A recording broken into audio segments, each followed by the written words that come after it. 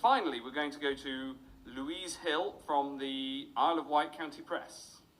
Thank you, Mr. Secretary.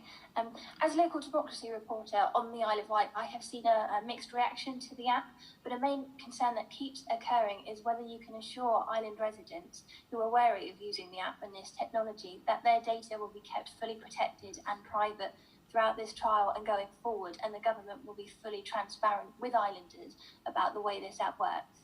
The app has been designed with privacy and security front of mind.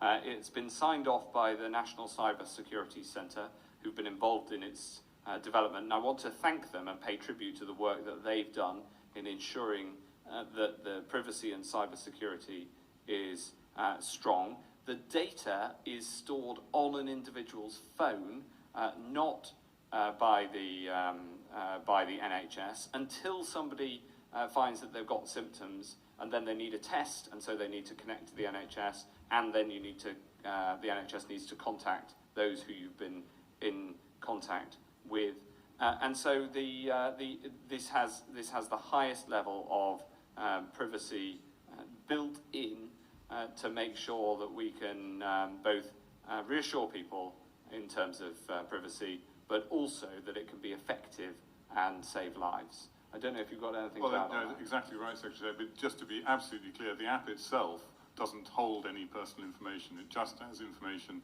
about the phone, where it was, which other phones it's been in contact with, but only using anonymised, randomly generated numbers. And those are the data that are collated. So no personal information is contained by the app or generated by the app. As Secretary said, the only personal information used is when somebody approaches the NHS to have a test or to have their contact traced. So it's a very safe use of data, and people really should feel very reassured by all the precautions that have been taken.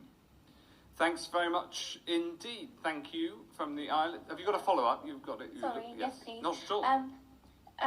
So as you said earlier, we're told the lockdown won't be eased on the island as part of the rollout of this app. Does that means people are already either at home or making very limited trips, and as the app is predominantly aimed at the island's key workers, will that guarantee enough useful data for the app going forward? Well, this is a really important question that we thought about when selecting where to trial it.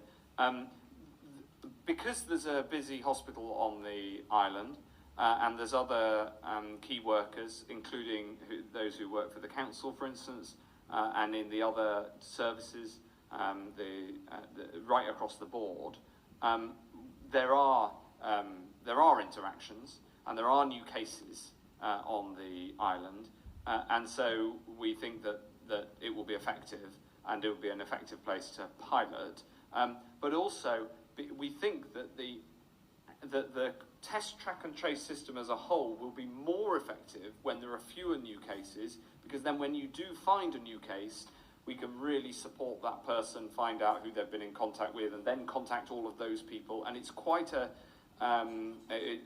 we can put quite a lot of effort and support into then trying to stop that case from spreading any further. So actually the test, track and trace system as a whole will be more effective when there's fewer cases, and currently there are fewer cases on the island than there are in the rest of the country. Thank you very much indeed. Thanks to